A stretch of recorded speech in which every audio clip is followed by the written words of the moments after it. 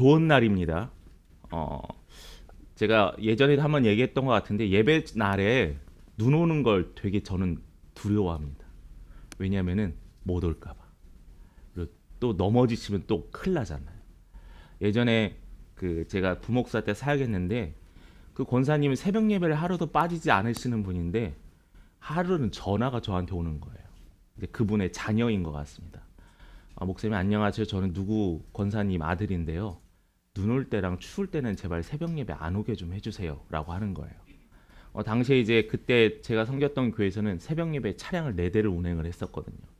그러니까 권사님들이 그 시간만 기다리고 있는 거예요. 날이 추우나 비가 오나 새벽 4시부터 계속 기다리는 겁니다. 어떡하겠어요. 아들은 오지 말라 하고 또 권사님 왜 안 데려오냐 섭섭해하고 그래도 덕이 되는 게 뭘까요? 라고 이제 권사님한테 여쭤봤더니 감사하게 권사님이 눈 오는 날만큼은 양보를 해주시더라고요. 그렇습니다. 목회자가 되고 담임이 되니까 별게 다 걱정이 되더라고요. 부목사 때는 한 번도 걱정하지 않았어요. 눈이 오나 비가 오나 성탄절엔 빨리 행사 마쳐야지 그런 생각했는데 담임 목회자가 되니까 눈이 너무 많이 오면 우리 성도들 큰일 날 텐데 라는 고민이 들기도 합니다. 그럼에도 불구하고 오늘은 화이트 크리스마스예요. 그러죠? 화이트 크리스마스. 그리스도의 생일이기도 합니다. 여러분들 안에 이 그리스도의 생일, 크리스마스의 기쁨이 매일매일 넘치시는 은혜의 가정 되길 간절히 기도합니다. 그런데 이 기쁜 날 슬픈 소식이 하나 있어요. 계속 우리가 들어왔던 이야기도 하지만은 이 기쁜 날이 슬픈 날로 변해가고 있다는 겁니다. 그런데 이 슬픈 날이 슬프다라고 느끼지 못하는 그리스도인들 또한 너무나 많다라는 거예요. 한 여론조사를 보면 성탄절하면 무엇이 떠오르나요? 라는 설문조사가 있었습니다. 여론 무엇이 떠오르세요? 선물요? 케이크요? 여기 설문조사에서는 어떻게 나왔냐면은 44%가 쇼핑이었습니다. 성탄절 선물 주고받는 쇼핑이요. 그리고 19%가 즐겁게 가족들과 식사하는 시간의 자리라고 합니다. 그러면 37%만이 예수님 생일이라고 해요. 근데 이게 2023년에 조사했던 것이 아니라 약 10년 전에 조사했던 사실이에요. 10년 전에도 이랬는데 현재는 더 월등하게 줄어들 거라고 저는 생각을 합니다. 여러분 크리스마스가 생긴 이유는 뭐예요? 다른 게 아니에요. 예수님 생일이에요. 특별한 날에 선물 주고받자고 만들어진 날도 아니고요. 선물 받은 날도 아니고요. 산타클로스가 우리의 주인이 아니라 예수님의 생일이기 때문에 우리가 이 날을 기념일로 지키고 한다라는 거죠. 한 명품 회사에서 크리스마스 트리 그 각 정부에다가 자기네 회사 명품 로고를 붙여놨다고 했습니다. 그러니까 사람들이 뭐라고 한 거예요. 성탄절 예수님 크리스마스 트리인데 왜 저런 걸 붙여놓냐, 저런 걸로 광고를 해서 되겠느냐. 이제 이런 얘기가 이제 기독교계에서 나오니까 기독교를 비판하는 사람이 뭐라고 했냐면 그게 무슨 의미냐, 우리가 이렇게 성탄 트리를 우리가 꾸민다는데 라는 이야기를 했습니다. 그래서 한 기독교인이 지혜를 냈습니다. 그렇다면 석가탄신의 전등에 각자 브랜드 로고를 달아놓으면 불자들은 좋아할 것이냐라는 질문을 하더라고요. 그렇습니다. 요즘 시대가 각박해요. 크리스마스가 예수의 생일이 아닌 선물을 주고받거나 우리들만의 그냥 하루의 쉬는 날이 돼가고 있습니다. 이런 때에 우리는 어떻게 해야 될까? 생일의 주인이 누구인지 알아야 한다는 거예요. 만약에 저를 빼고 여러분들이 생일 파티를 합니다. 김순규 목사의 생일 파티를.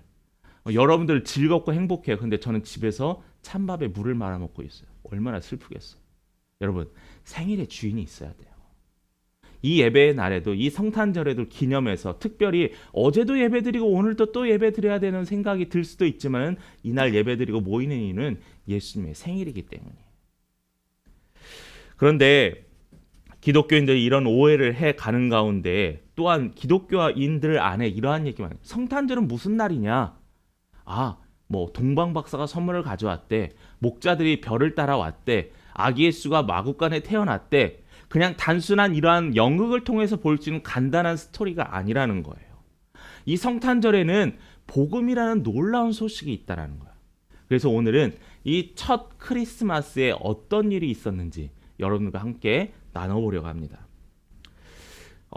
여러분들, 우리 학생들도 있는데 25일이 원래 예수님의 생일이 아니었습니다. 여러분 다 아시죠? 뭐 글을 통해서 보신 분들은 아실 겁니다. 12월 25일은 예수님의 생일이어서 기념한 게 아니라 사실은 그때 이 당시에 로마에서 지켰던 태양절을 지키는 우상을 섬기는 날이었어요. 그래서 사람들은 어떤 사람 예수님의 생일도 정확하지 않는데 꼭 12월 25일을 해야겠느냐? 우린 예수님의 생일이 정확한 날을 찾아야 되지 않겠느냐라고 하는데 저는 이게 무슨 의미가 있느냐고 생각을 합니다. 날이 무슨 의미가 있을까요? 우리가 이 날을 정한 이유는 있어요. 왜냐하면 당시의 초대교회에서 많은 사람에게 예수의 탄생과 예수의 기록들을 알리기 위해서 이 태양절을 이용했던 거예요. 쉽게 바꿔서 예를 들어보면은 사람들이 많이 있는 곳, 사람들이 많이 하는 장소에 아기 예수가 태어나셨습니다라고 광고를 하는 것과 똑같은 방법이었다는 거죠. 또 하나는 뭐냐면은 태양절의 의미가 뭐예요? 태양이 떴다는, 빛이 생겼다는 거잖아요. 근데 우리에게 빛은 누구시죠? 예수 그리스도예요. 예수 그리스도가 이 땅에 오신 이유는 다른 이유 없습니다. 이 땅에 빛과 소금으로 오셨는데 우리가 그 빛이신 예수를 기념하는 날이 바로 12월 25일이라는 거예요. 크리스마스는 그리스도와 만나다, 그리스도를 예배하다라는 말에 줄이 붙인 말이에요. 그래서 우리는 이 말을 잊은 채 다른 것만 생각합니다. 방금 이야기했던 날짜가 중요하지 않다는 얘기를 했죠. 저는 또 하나 더 얘기하고 싶은 게 뭐냐면은 장소도 중요하지 않다는 거예요. 장소. 아기 예수가 어디서 태어났죠? 베들레헴 마구간 한 여관에 그 동물들이 모여 있는 곳에서 태어났습니다. 사실 이 베들레헴 예수의 육적인 부모는 요셉과 마리아입니다. 당시에 유대 율법에 따르면 결혼하지 않은 처녀가 임신을 하게 되면 여자가 돌에 맞아 죽게 되어 있어요. 근데 성령께서 임하여 내가 아이를 잉태한다는 그 말을 듣고 마리아와 요셉은 그들의 고향인 베들레헴을 떠날 수밖에 없었죠. 떠났던 그들은 다시 때가 되어 베들레헴으로 오게 됩니다. 근데 그들이 오게 되더라도 사람들의 눈을 피할 수밖에 없었어요. 사람들의 눈을 피하다 보니까 밤이 되었고 그들이 거할 숙소가 없게 됩니다. 그래서 한 여관에 마구간에 있게 된다는 거죠. 그리고 그 아기는 어디서 태어나죠? 말이 물을 먹거나 밥을 먹는 구유에 태어났습니다. 유대인들은 이런 얘기를 아직도 합니다. 우리를 구원할 메시아가 그런 초라한 곳에서 태어날 수 있느냐? 우리를 구원하실 메시아가 성경에 예언된 그 메시아가 베들레헴이라 이 작은 도시에 태어날 것이냐? 아니라는 거예요. 메시아인 예수는 우리에게 오셨지만은, 구원자인 예수는 우리에게 오셨지만은 유대인들이 그리는 메시아는 아직 오지 않았다라고 생각하기 때문에 예수를 기껏 한 명의 선지자로만 이해하고 있는 거예요. 예수님이 태어나신 장소가 중요할까요? 아니에요. 예수님이 태어나신 장소의 중요성은 뭐냐면은 예수님께서 가장 낮고 낮은 자리에서 태어나셨다라는 거예요. 그의 출발은 참 신이셨고 하나님의 아들 독생자 예수 그리스도시지만은 그는 어떤 몸을 가지고 태어나셨어요? 이 땅에서 가장 낮고 낮은 자부터 그곳에서부터 출발하셨다는 거예요.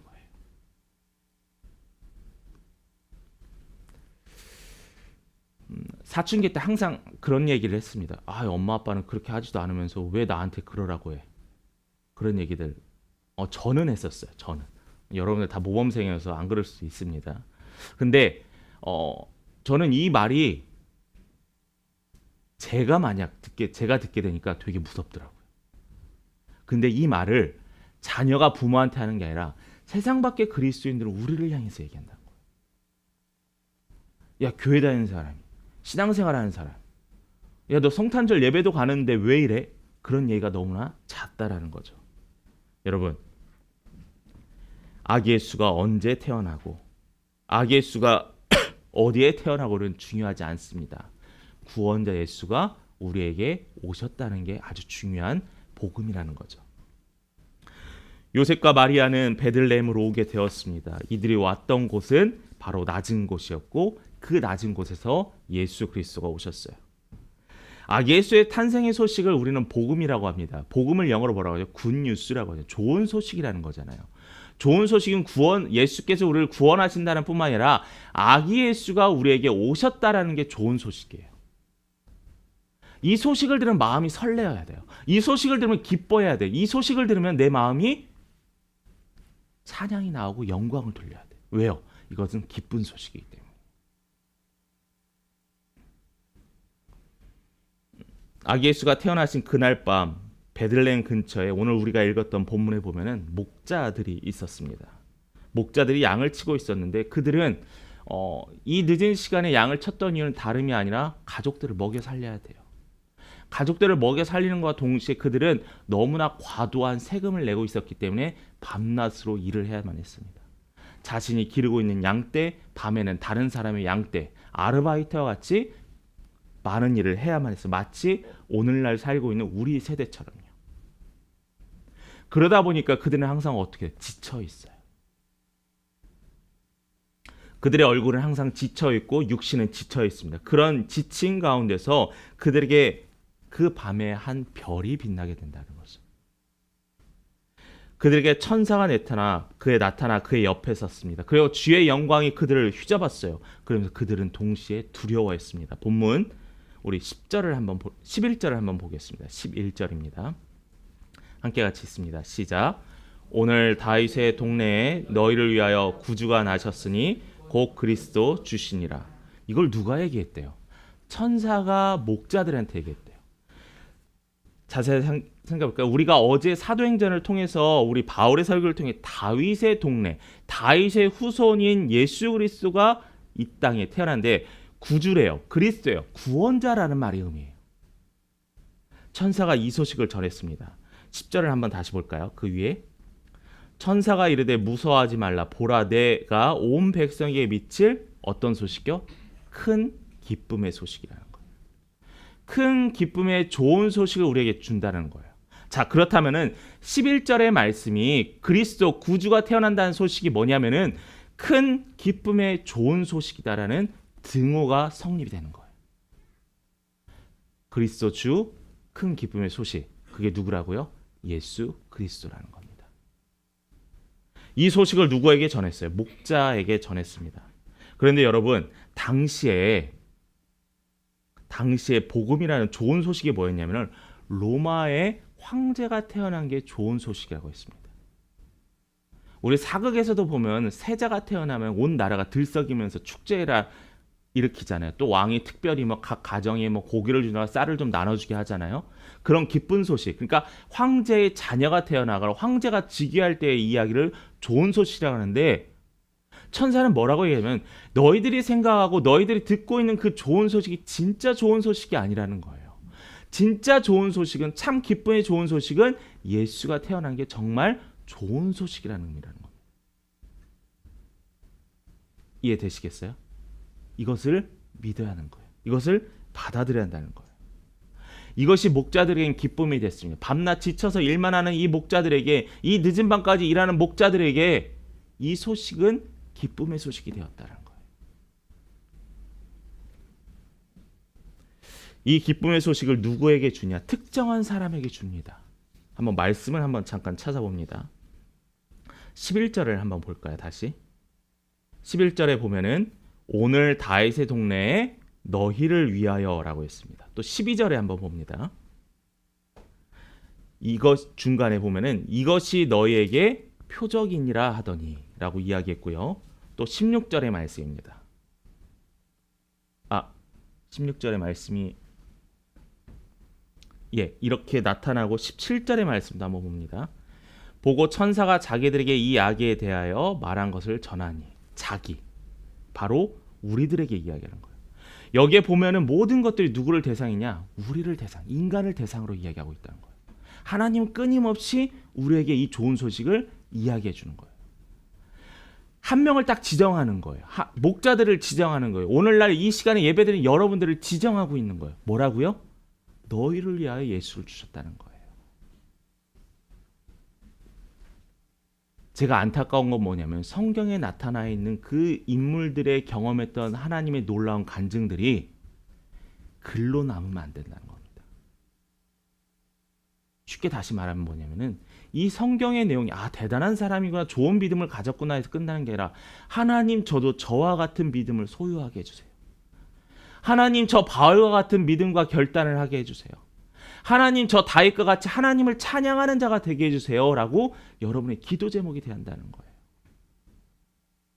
내 주위에 한 집사님이 이번에 너무나 잘 돼서 정말 좋은 소식을 들었습니다. 질투하라는 게 아니에요. 시기하라는 게 아니에요. 하나님 나에게도 당신의 손길을 통하여 감사로 고백하게 하옵소서라는 거예요. 이게 바로 우리를 향한 하나님의 소식입니다. 오늘 우리가 읽지 않았지만 13절과 14절의 말씀도 한번 봅니다.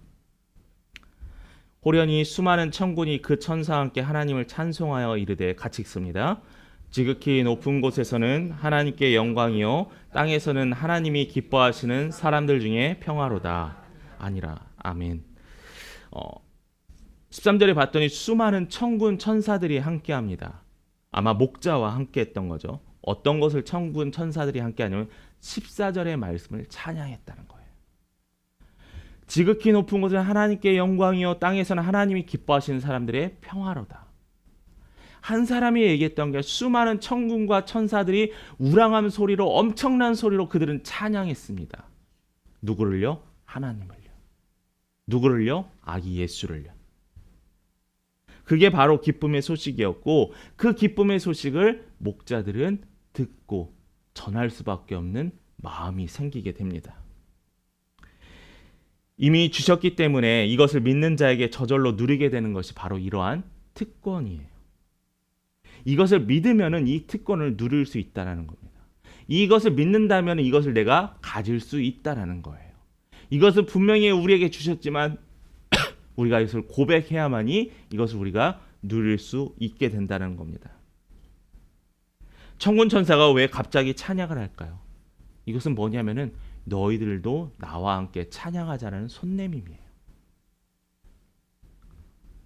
우리가 찬송, 특별히 성탄에 관련된 찬송을 하면서 함께 부르고 함께 찬양하는 것은 나만 하는 게 아니고 우리 함께 하나님을 찬양하자는 의미예요.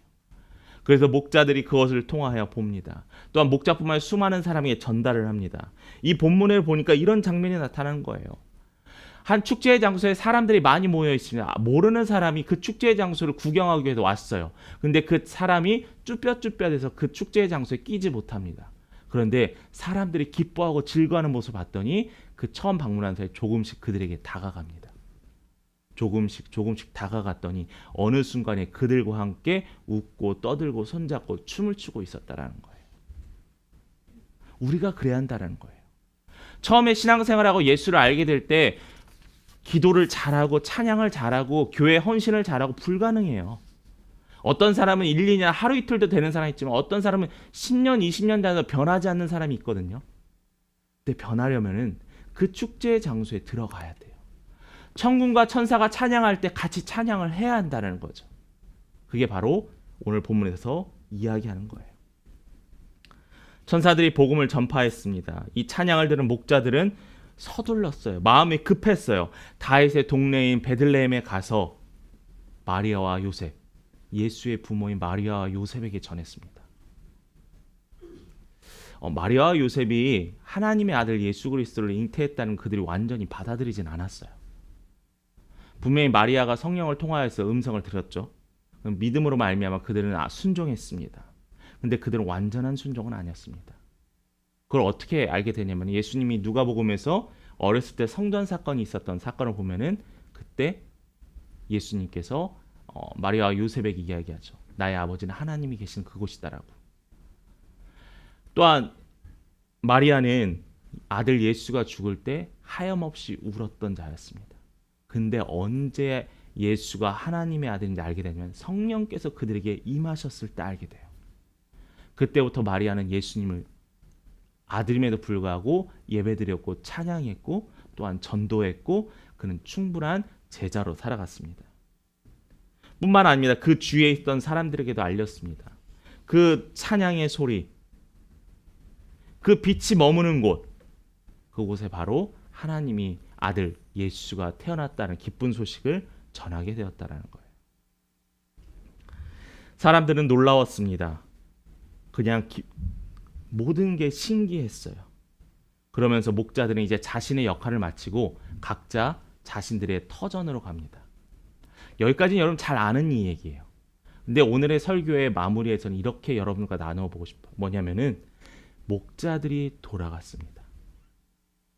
아기 예수는 태어나고 아기 예수는 자라겠죠. 첫 번째 크리스마스에 아기 예수는 태어났어요. 목자들은 이 첫 번째 크리스마스의 별을 따라서 예수를 탄생을 알게 되고 그들은 이제 다시 각자의 터전으로 돌아갔다는 거예요. 전 이 말씀을 묵상하면서 여러분들이 생각나고 우리의 삶의 터전이 생각났습니다. 성탄의 이 기쁨이 가지고 여러분들의 터전으로 돌아가셔야 한다는 거예요.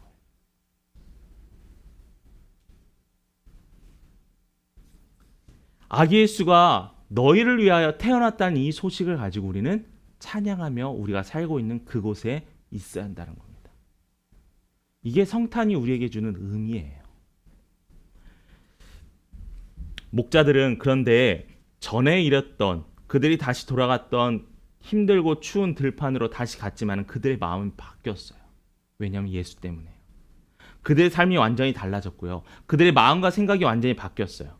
왜냐하면 그들의 마음에는 예수의 탄생의 소식을 들었기 때문입니다.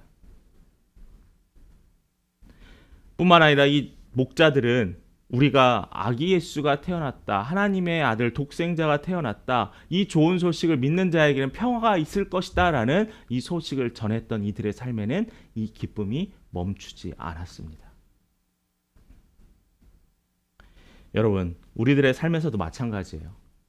예수의 탄생의 소식, 이 복음의 기쁜 소식을 갖고 사는 사람, 누리는 사람들은 기뻐하며 살았으면 좋겠어요.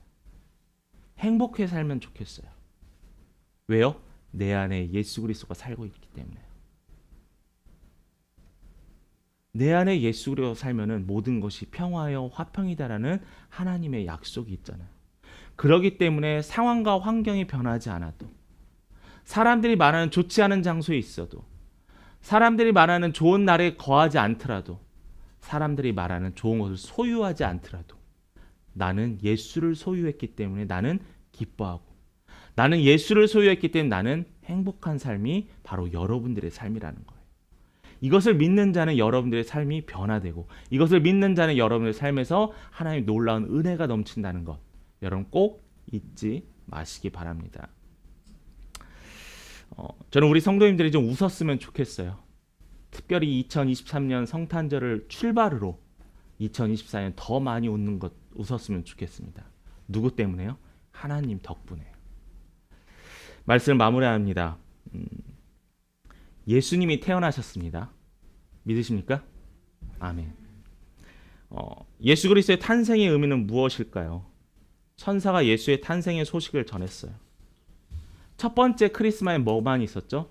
찬양과 기쁨만 있었습니다. 걱정과 근심이 있던 목자들은 기쁨과 영광을 돌렸습니다.